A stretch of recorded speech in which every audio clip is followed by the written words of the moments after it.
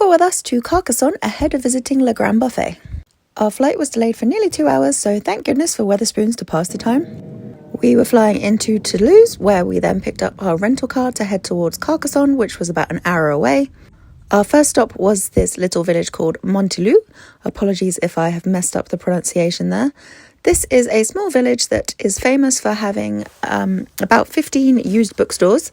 There's also artwork and statues all over the town dedicated to books. It's definitely a really pretty little town, but I think it's one of those places that would look so much nicer had the sun been shining. This used bookstore just smelt of cigarettes and musty old books. It's definitely somewhere worth visiting if you want to live out your Belle in her library French book fantasy dreams, I suppose. There was also stores selling new bookstores, but obviously everything is in French. I'm not really a book personality person, so for me, my favourite part was the view from this bridge. We then got back on the road for the short drive to Carcassonne, where we were staying just down the road from the castle in this Mercure. What I thought was cool about this hotel was rather than give you plastic bottles, you could fill up a glass bottle and take it to your room. This was our room. We had a twin garden view room. The garden was beautiful, and I'm sure that pool would be absolutely stunning in the summer with the view of the castle. We hadn't really eaten anything since leaving Stansted, so we went and found the only boulangerie that was open on a Sunday afternoon. The selection of pastries was just gorgeous. I had a croque monsieur, which was fine. It hit the spot. Maybe a little bit soggy, and then couldn't resist a sweet treat, so I also had one of these cookies, but I don't like nuts, so I picked them off. And I now remember I've still got half of it in my coat pocket somewhere.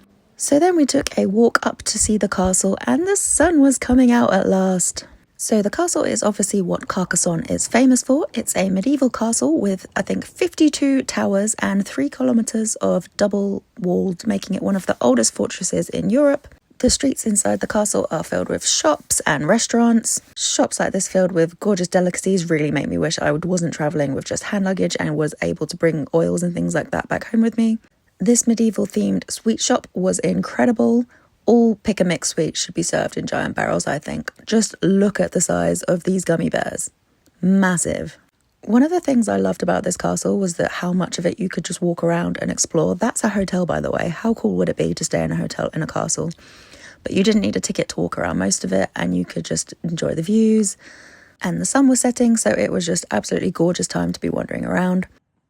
We enjoyed pretending to be archers, poking our heads through all the little holes to defend the city, and just take a moment to listen to the bells ringing across the city in this next clip. It was beautiful.